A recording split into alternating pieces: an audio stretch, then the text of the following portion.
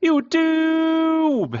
¿Qué pasa? Welcome back to another Honkai Star Rail video on my channel, and today we're going to be talking about some very common mistakes beginners, mid-level, and high-level players make over and over in Honkai Star Rail. Now, recently I've been helping a lot of people recently via Discord on how to build their accounts and how to get a good start and what to do when I'm at see Trailblazer level 40. What should I be focusing on, and should I use my recharges for my Trailblaze energy, and so forth. So I've been helping a lot of people, and in case you are one of those that needs help and assistance, don't hesitate to hit me up on Discord or even Instagram. I'll be more than happy to help you. Now, without further ado, let's jump into number one. Right, the first thing is building characters incorrectly, artifacts, talents, weapons. What am I going to talk about here?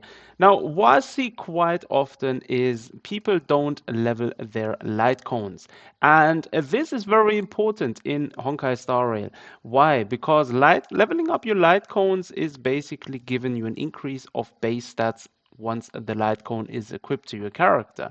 And this is very, very important. Now, I see a lot of times people with, I don't know, they are at Trailblaze level 30 or 35 or whatever, and they have a character, let's say at level 60, but the light cone is still, I don't know, at level 20 or so. So I think I leveled most of these up. Let's see, do we have one? Right, for example, I don't know, I can't find one, but anyways, you know what I mean. So that's a common issue. And as you can see, the light cones, they come with base stats, HP increase, attack increase, defense increase, whatsoever. And this will increase, obviously, the higher the level of the light cone goes. And that is why it's so important to level up your light cone alongside your character. Now, in generally speaking, building guides, your focus should be leveling your character up, then leveling your light cone, and then focus on traces, and the last should be focusing on relics. A lot of people actually do it the other way around.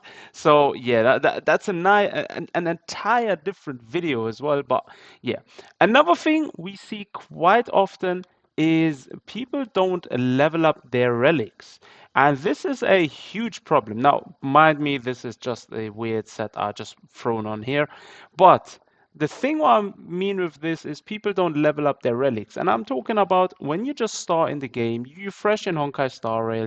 I'm not saying go and farm relics. No, I am saying the relics you have, pick of those the ones with the best main stats and the ones with the best substats. So a relic has a main stat. For example, a headpiece will always have HP, and then you have a few substats, so defense, speed, effect hit rate, and so forth. And the higher level up, the more it will get, right? And generally, in the beginning, don't worry too much about a 4-piece set bonus or even a 2-piece set bonus. Rather, focus on using the best accessory you have, right? And just level it up and use that until you are at a stage where you can unlock 5-star relics, and that's when you're able to farm. So that should be typically past Trailblaze level 45 and so forth, right? That's with regards to this. And those are the two things which are the most important ones in this section. Next up, we're going to be talking about team building and wrong team building, especially. Now, the problem here is a lot of times I see people when they start the game, obviously in the beginning you have your free to play characters and so forth. But I see people at Trailblaze level 35, 40, and they still running a team where there's literally no synergy, no harmony, no nothing, right? So in generally I see, I don't know, let's quickly throw a team together. So some people run a team maybe with 2 main DPS and 2 healers, right? This may be all right in the beginning, but the further you progress in the game, um, the worse it gets, right? Especially once you hit MOC, Swarm, and that's another topic. That's endgame, right? But right in the beginning, some people are running like a full team with DPS units without any sustain or even a support unit, or people are running a team with only DPS units and only healers and no supports, right? Now, in terms of story, this isn't going to be very much of an issue because the story isn't really as hard. However, when you want to be clearing something like Simulated Universe, Forgotten Hall, and so forth, you will be needing to build a more balanced team, right? And you will be, for the end game in general, you will need to build at least two teams which are completely built in order to tackle MOC, right? But that's another video. Now, on a quick note, team variety is important in Honkai Star Rail. As such, a varied team with DPS, supports, and healers or shielders is the best possible solution. For players who are generally accustomed to Genshin Impact team compositions, this should be easier to follow. But if you're new to Genshin or Honkai Star Rail or these type of games in general, then on a quick note, build a team with a main DPS, maybe a support DPS, a healer in the team, and another support unit in the team. If you can throw a shielder in there, for example, someone like Jeopard would be very good. Right, let's talk about mistake number three, which is building too many characters at once. Now, a lot of times when you start off the game, you will get thrown at with a lot of resources, right? In the beginning, you get a lot of materials for leveling up your character. So if I was to level up this character, these books, they come in handy to level up your characters. And you will get a lot of these in the beginning, right? These ones and even these ones. Now, the problem here is that right in the beginning you will also get a lot of cash, right? The credits you will get a lot of. You will generally get overthrown with a lot of resources in the beginning. This is somewhat of a dirty tactic, but it's basically meant for people to use them early on, or basically it's meant to be a way of enticing people to use these early on, which will then result in you struggling later on in the game where people may or may not resort to spend money in order to recompensate and get more resources. But there is no need to do so. So when you're freshly starting the game and you have your team fixed, for example, Dan Heng, him, Tinguin, Pela, and Fushuan. This is like a very, very balanced team. You have two supports, one solo sustain unit. Fushuan is actually one of the best support unit, sustain units in the game, and you have one of the best main DPS units in the game, right? Now, if you're running a team like this, and you're fresh in the game, for example, then focus on building one character at a time. And I mean this. Focus on building one character at a time, and preferably this should be your main DPS unit, right? So if you're running fresh in the game, start building your main DPS unit first. Build it up to as high as you can get.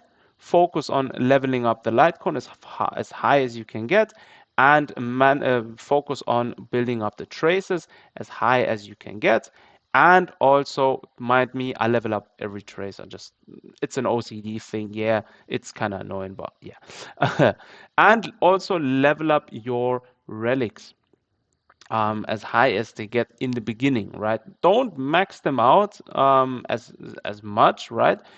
But make sure you level these up as high as you can get in the beginning, and that way you will be having a lot more resources later on in the game when you focus on one character or one team only and use that until you can maybe farm some more content and so forth.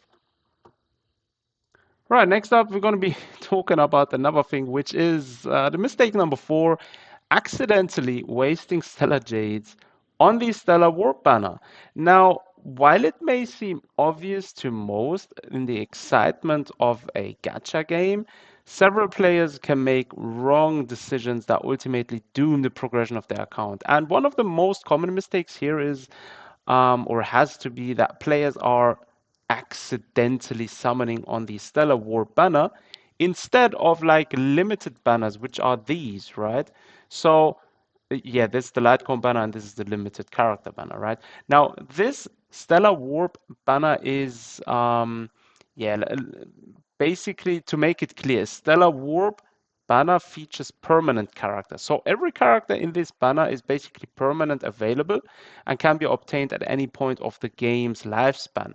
While the limited banners, yeah, for example, at the moment, this is Hoo, is only available for a certain amount of days or time. So we have 8 days and 22 hours left for that banner. And that's basically a banner which is not going to be returned to the game's permanent pool, right? The banner may have a rerun, but that could be months from now. So obviously, generally, don't ever use Stellar Jades on the Stellar Warp banner. If you have these tickets, these normal Warp tickets, these Star Rail passes, then use them without any problem, but never ever use these Stellar Jades on the Stellar Warp banner. And last but not least, let's talk about the store. The store is probably the most ignored aspect of the game, especially for newer players. And while the in-game shop primarily offers in-app purchases against real-world money, it also includes several items that can be purchased for using Embers or and Starlight, which are dropped when players roll on a specific banner, right? So these two currencies mostly buy additional Star Rail passes or special Star Rail passes and light cones. So as you can see here, these undying embers, you get them as a result from summoning, right? And you can exchange them for passes, special passes, which are used for limited banners, and Star Rail passes, which is going to be used for the standard Warp banner. And you can use it for Tracks of Destiny, which is a advanced level up material for traces, right? So this is going to be coming in handy later on in the game when you're trying to max out the traces of specific characters. You also get a lot of other materials in here, which are going to be useful for leveling up traces. And you also get credits. And once you get to a certain stage in the game, you will realize how important credits are, and you will get to know how low or how less opportunities you have to farm huge amounts of credits. Like this is probably the only thing I'm struggling with always is basically keeping up with credits. But yeah, it is what it is. Now, the shop is basically refreshing at regular intervals. I think it is every week or every month. I'm not sure. Correct me if I'm wrong. However, oh well, it says here we have 3 days and 14 hours left. So it's every month. So monthly it refreshes, and then you can buy the stuff which is in here over again. And that's basically all there is to say to the shop. So there you have it, guys. These are some of the most common mistakes people are making in Honkai Star Rail. Let me know down below in the comment section what you think about this video. Would you like to see more videos of this type? And do share your thoughts. Did I miss something out? Would you like to include something else on here? Put it down in the comment section. And as always, thanks for watching. Take care of yourselves, and I'll see you guys next time.